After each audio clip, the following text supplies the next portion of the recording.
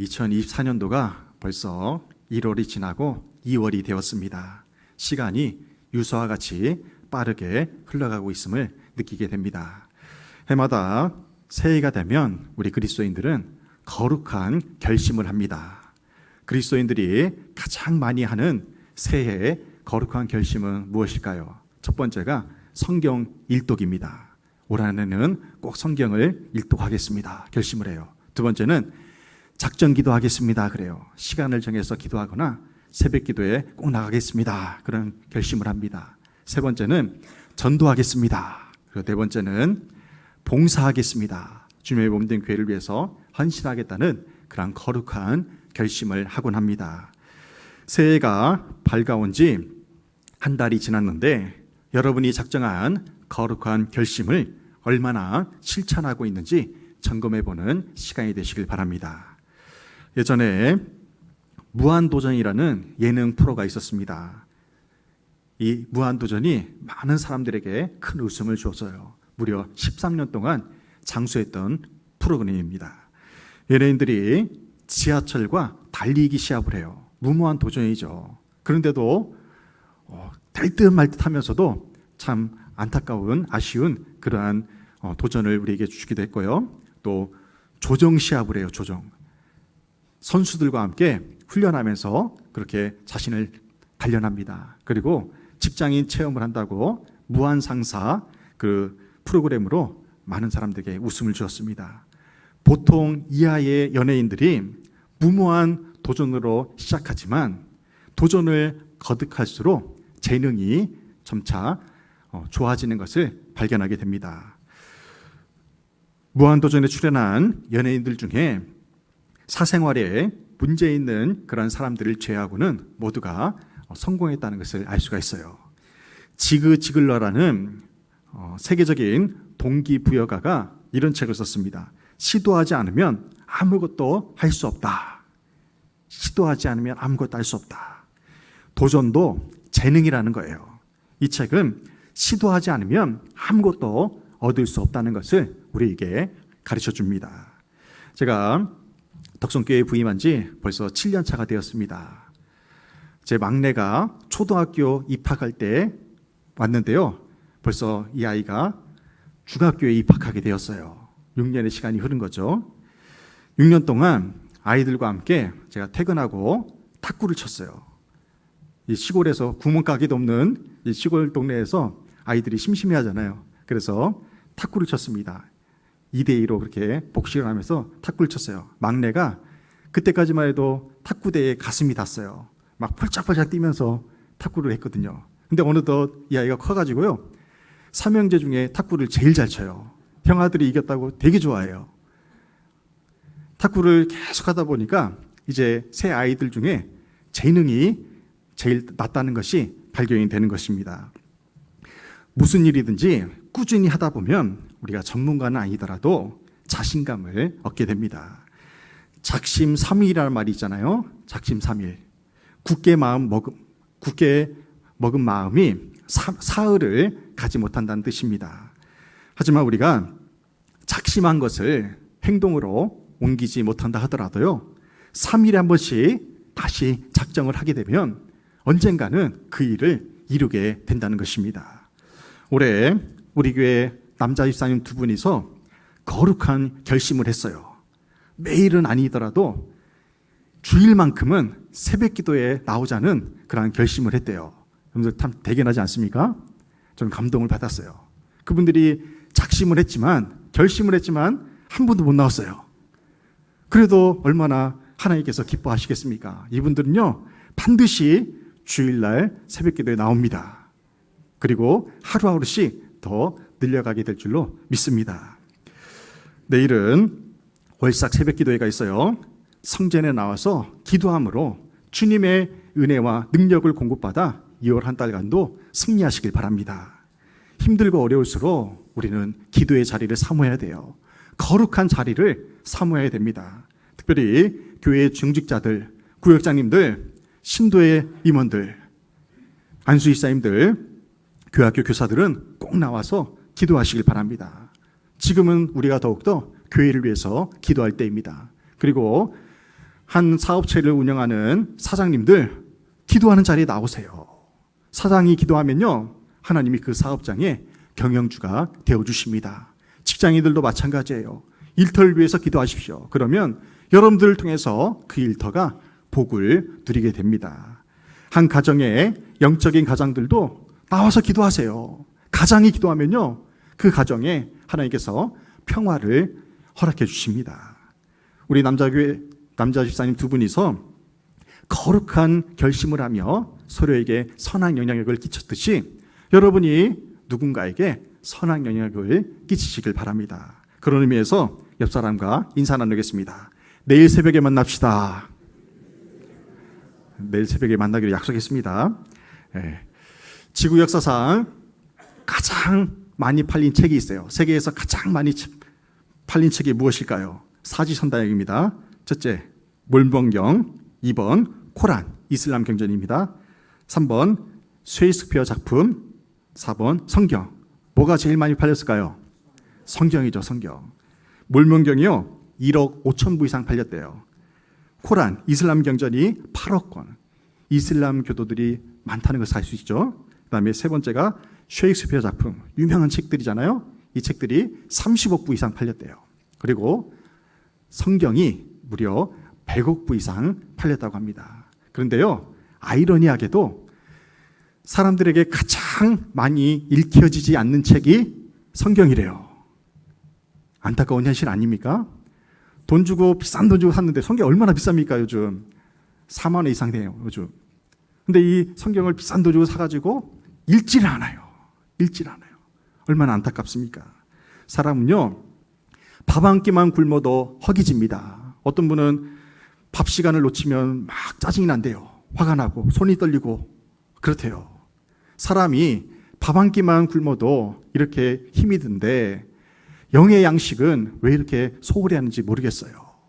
우리가요, 이제는 영의 양식에, 하나님의 말씀에 갈급한 그러한 마음이 있어야 한다는 것입니다.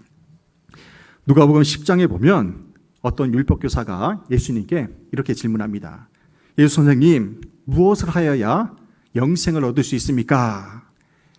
어떻게 해야 영생을 얻을 수 있는지 물어봐요. 이 율법교사는요, 자기의 의를 드러내면서 잘난 척하려는 의도를 가지고 의도적으로 주님께 질문한 거예요.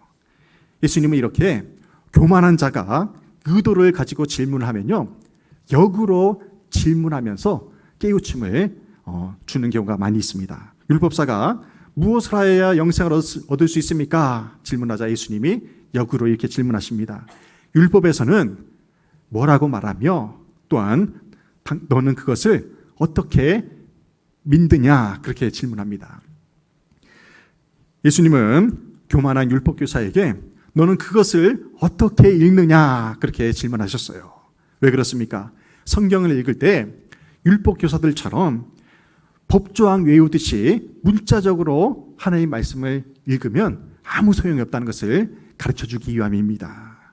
성경을 눈으로만 5독, 10독, 100독을 했다고 해서 그 믿음이 결코 좋은 것이 아니에요. 하루에 한 장을 읽더라도요, 그 말씀 가운데 은혜를 받아 그 말씀을 실천하는 것, 그것이 영생을 얻는 비결이라는 것입니다. 디모데후서 3장 15절에서 이렇게 말씀해요. 또 어려서부터 성경을 알았나니 성경은 능히 너로 하여금 예수 그리스도 안에 있는 믿음으로 말미암아 구원에 이르는 지혜가 있게 하느니라. 아멘. 디모데 전후서는 사도 바울이 영적으로 낳은 아들인 디모데에게 쓴 편지입니다. 바울은 지금 로마 감옥에 갇혀서 마지막 유언과도 같은 말씀을 기록하고 있는 거예요. 그러니 이 말씀 한 구절 한 구절이 얼마나 소중하겠습니까? 바울은 디모데에게 어려서부터 성경을 알았다. 너는 어려서부터 성경을 알았던 사람이다. 그렇게 증거하고 있어요. 디모데는요, 헬라인, 오늘날 그리스인 아버지와 유대인 어머니 사이에서 태어난 혼혈아입니다.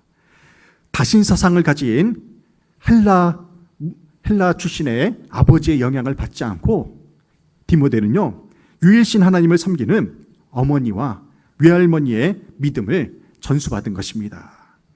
유대 민족의 고난의 역사를 살펴보면 이래요. 예수님 오시기 BC 700년경에 아수르 제국에 의해서 이스라엘이 멸망을 당합니다.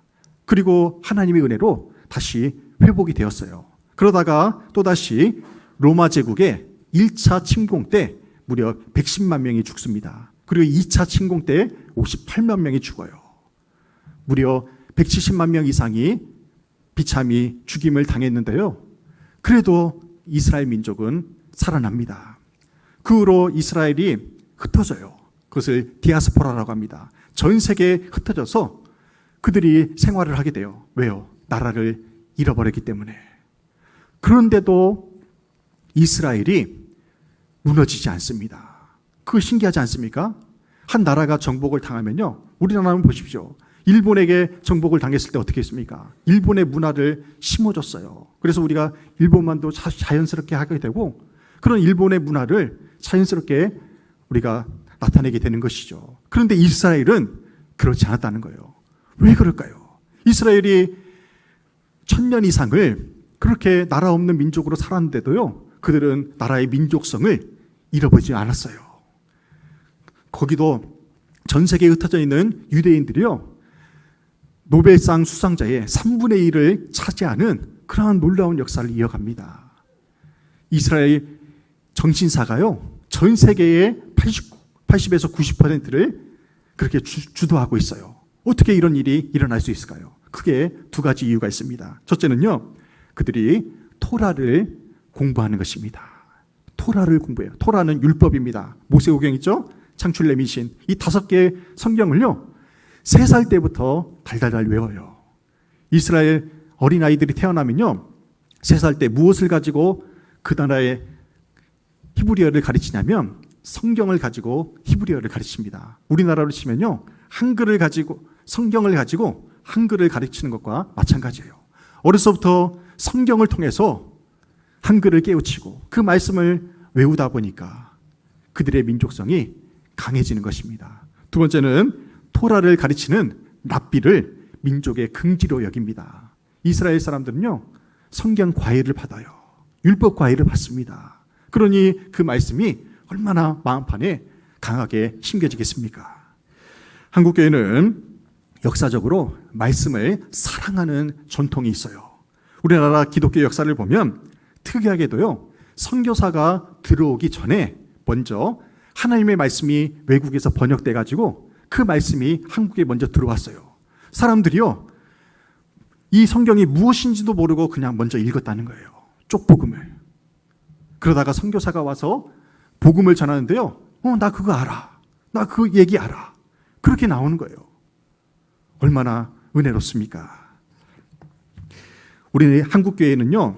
사경회라는 좋은 전통이 있었어요. 사경회. 제가 얘기 들어보니까 우리 덕성교회 80년 역사 가운데 사경회를 했었다고 하더라고요. 이 사경회는요. 5일 정도 하는 심령 부흥 대성회와는 다른 의미가 있습니다. 이 사경회는 보통 2주 동안 진행이 돼요. 2주 동안. 2주 동안 사람들이요. 집에서 솥단지 입을 싸들고 와가지고 교회에서 먹고 자고하면서 하나님 말씀 배우는데 집중적으로 했다는 거예요. 농번기에 하지 않고 좀 이런 겨울에 했겠죠. 한가할 때. 이렇게 하나님의 말씀을 2주 동안 집중적으로 받으니 그 믿음이 얼마나 단단해지겠습니까? 이렇게 해서 그 유명한 평양 대부흥운동이 일어나게 된 것입니다. 부흥은요.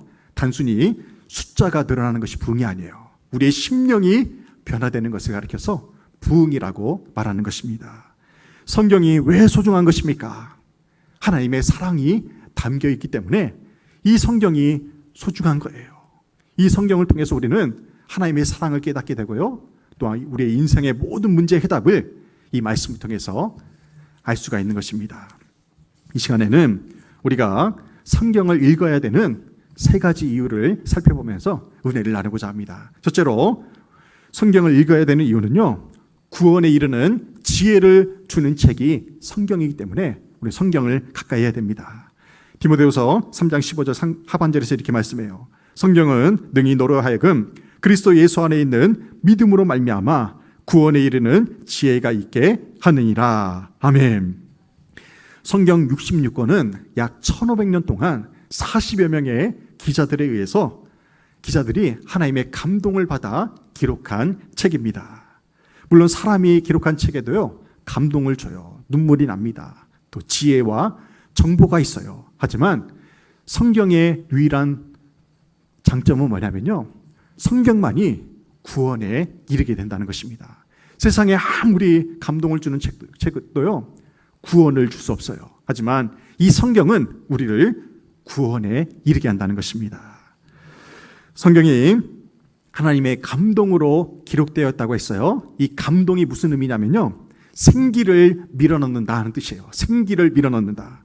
하나님께서 아담을 흙으로 빚으시면서 그 코에 생기를 불어넣어 주심으로 생명, 살아있는 영이 되었습니다.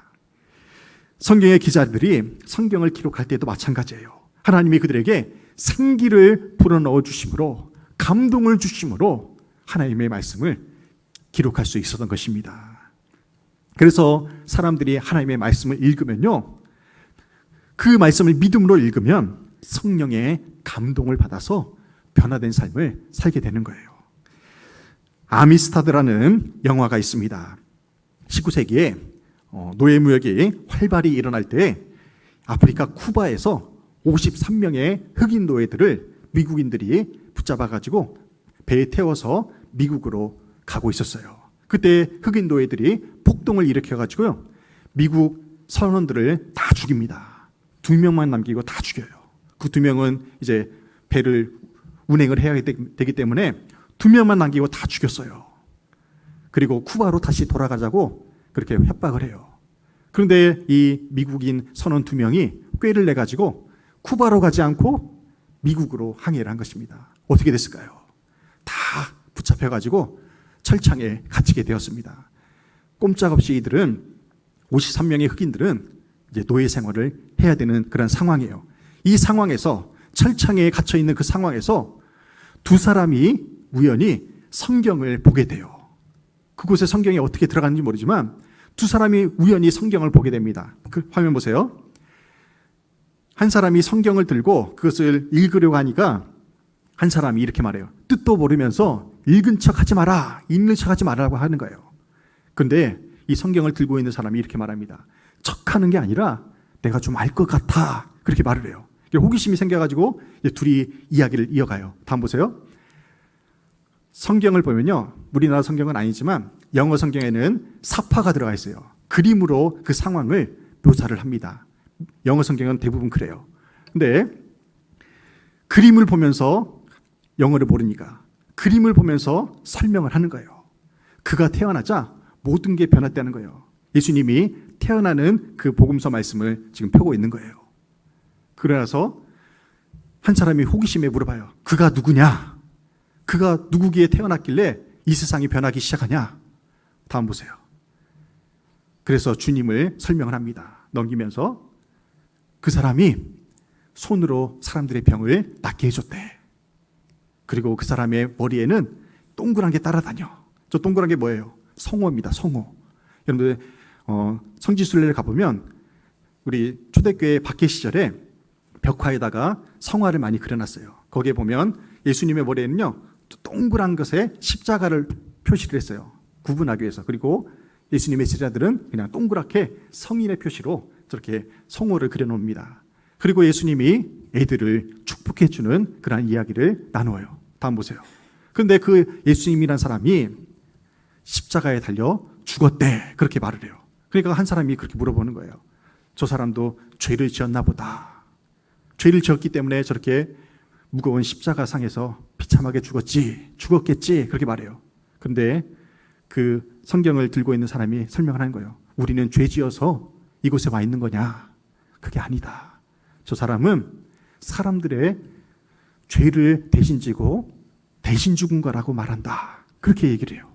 그러나서 그 예수님이 하늘로 승천했다, 하늘로 올라갔다고 그렇게 말을 합니다. 그리고 마지막에 이렇게 표현을 해요. 우리도 죽으면 그리 갈 거야. 할렐루야. 여러분들, 이 흑인들이 영어를 전혀 몰라요. 성경에 대해서 들어본 적이 없어요. 그런데요, 이 성경을 펼쳐서 거기에 나오는 그림만 봐도 그들의 마음에 감동이 임한 것입니다. 그래서 그들이 하나님을 알게 되고 예수님을 알게 되고 예수님을 믿게 되면서 천국을 소망하게 되는 그러한 놀라운 역사가 일어나게 된 것입니다. 이것이요, 하나님의 말씀이 주는 감동인 것입니다. 믿음은 들음에서 납니다. 하나님의 말씀을 들음에서 나요. 교회학교 아이들이 예배 시간이나 공과 시간에 딴짓하고 막 떠들어요. 아이들이 말씀을 안 듣는 것 같죠? 오늘 교회에 가서 무슨 말씀 배웠냐 물어보면요, 그 떠들던 아이들도 다 얘기를 해요. 우리의 역할은 뭐냐면요, 듣든지 안 듣든지 하나님의 말씀을 증거하는 것입니다. 그러면 성령께서 감동케 하셔가지고요, 그 말씀이 들리게 한다는 거예요. 요즘 할머니 할아버지들 손주 보시는 분들 많잖아요.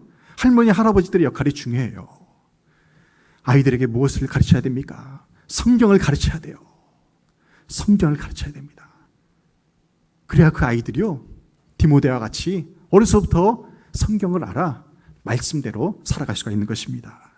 하나님의 감동으로 기록된 성경을 매일 묵상함으로 구원의 확신을 가지고 살아가는 저와 여러분 되시기를 주님의 이름으로 축원합니다. 두 번째는 성경을 통해서 우리는 교훈과 책망을 받을 수 있습니다. 디모데후서 3장 16절 하반절에서 이렇게 말씀해요. 교훈과 책망과 바르게 함과 의로 교육하기에 유익하니. 아멘. 여기서 교훈한다는 것은 가르친다는 뜻입니다. 가르친다.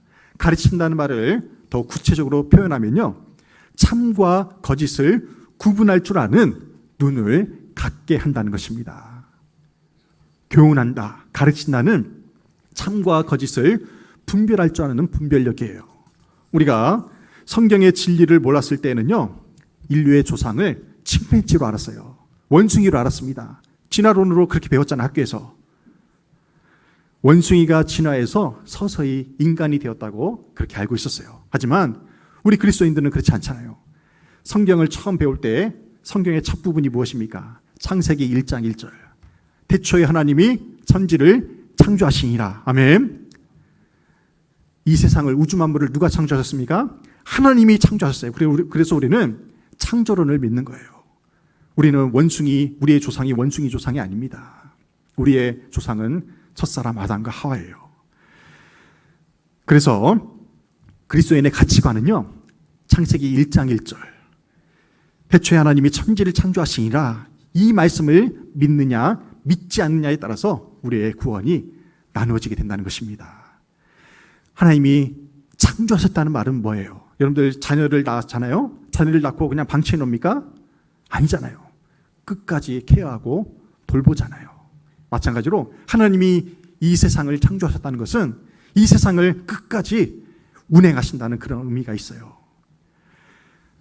성경을 읽으면요, 우리가 무엇이 진짜고 무엇이 가짜인지를 분별할 수가 있다는 것입니다. 디모데후서 2장 15절에서 이렇게 말씀해요. 너는 진리의 말씀을 옳게 분별하며 부끄러울 것이 없는 일꾼으로 인정된 자로 자신을 하나님 앞에 드리기를 힘쓰라. 아멘. 바울이 디모데에게 어떻게 권면합니까? 진리의 말씀을 옳게 분별하라 권면하고 있어요. 여기서 분별하다는 것은 헬라어로 오르도토메오예요. 길을 똑바로 낸다는 것입니다. 길을 똑바로 낸다. 이때가 로마 제국이 지배하던 시대였어요. 전 세계를 로마가 정복하고 있는 그런 시대였습니다. 로마가 전 세계로 군대를 파병을 합니다. 근데 군대가 파병을 하려면, 나아가려면 길이 있어야 하잖아요. 그죠? 그래서 이때부터 로마가 길을 닦기 시작했어요. 그래서 생겨나는 말이 모든 길은 로마로 통한다는 말이 있어요. 이 분별이라는 말이요, 길이 없는 곳에 길을 똑바로 낸다는 그러한 의미인 것입니다. 우리 그리스도인들은 길을 똑바로 내는 사람이 되어야 돼요. 지금 세상은요, 길이 어디인지를 모르는 세상이에요. 길거리에서 대순 진리를 믿는 사람들이요, 도를 아십니까? 물어봐요. 도. 그 도가 길이잖아요. 진리예요. 진리를 아냐고 물어보는 거예요. 그럼 우리 믿음의 사람들은 어떻게 대답해야 합니까? 우리는 도뿐만 아니라 레도 알고 미파솔라시도 다 합니다. 자신 있게 얘기해야 돼요. 우리의 돈은 무엇입니까? 진리의 말씀, 하나님의 말씀이에요. 우리는 이 말씀이 우리의 삶의 길이요 진리요 생명이 됩니다. 우리 주변에 하나님을 떠나 있는 지체들이 많이 있어요. 나름대로 이유가 있습니다. 일해야 돼서, 피곤해서, 사람들에게 상처받아서 여러 가지 이유가 있어요. 어떤 분은 밤낮으로 정말 열심히 일하느라 주일 성수를 하지 못하는 사람이 있어요. 그런데 그러다가 건강을 잃어버렸어요. 건강을 잃으면요, 다 잃어버린 것입니다. 하나님 없는 열심은 밑바딘 쪽에 물 붓는 것과 마찬가지예요. 하나님 없이 살아가는 불쌍한 사람들이 참과 거짓을 올바로 구별할 수 있도록 우리는 그들을 진리의 말씀으로 안내해 줘야 됩니다. 그런데요, 사람들이 나이가 들수록 누군가에게 책망을 받고 조언을 듣는 것을 싫어해요. 왜 그렇습니까? 자기 경험으로 만들어진 세계관이 견고하기 때문에 다른 사람의 말이 들리지 않는 거예요. 성경은 그런 의미에서 가장 독한 책망의 책입니다. 인정하십니까? 성경이 얼마나 우리의 마음을 후벼팝니까?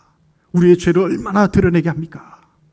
그래서요, 성경은 뭐부터 시작하냐면 당신은 죄인입니다 부터 시작하는 거예요. 사람들이 제일 듣기 싫어하는 말이 당신은 죄인입니다예요. 난 죄 지은 게 없는데 왜 자꾸 죄인이라고 하느냐. 근데 우리 믿음의 사람들은요, 이 말씀을 통해서 나는 죄인입니다 에서부터 그 믿음이 출발하는 거예요. 세상에 그 어떤 책도요, 사람이 죄인임을 가르쳐주지 않아요. 불편하니까. 하지만 성경은 당신은 죄인입니다, 여기서부터 시작합니다.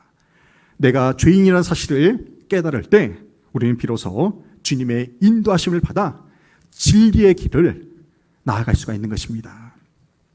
하나님의 말씀으로 교훈과 책망을 받아 주님의 인도하심을 따라 살아가는 저와 여러분 되시기를 주님의 이름으로 축원합니다.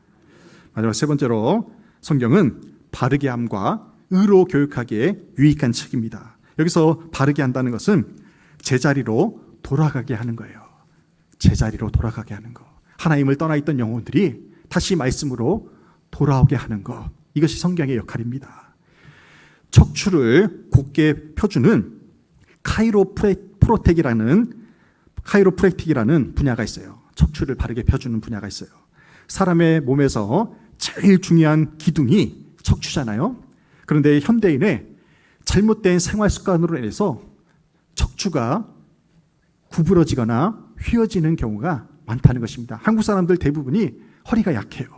왜 그래요? 생활 습관이 잘못되어서 그렇습니다. 특히 오늘날 컴퓨터를 자주 보고 스마트폰을 자주 들여다보니까 거북목이 되거나 몸이 뒤틀리는 경우가 많다는 것입니다. 그런데 이 척추에는요, 모든 신경세포가 다 연결되어 가지고 척추가 무너지게 되면 신경통과 또 두통이 임하고 심하면 몸에 마비가 오는 것입니다.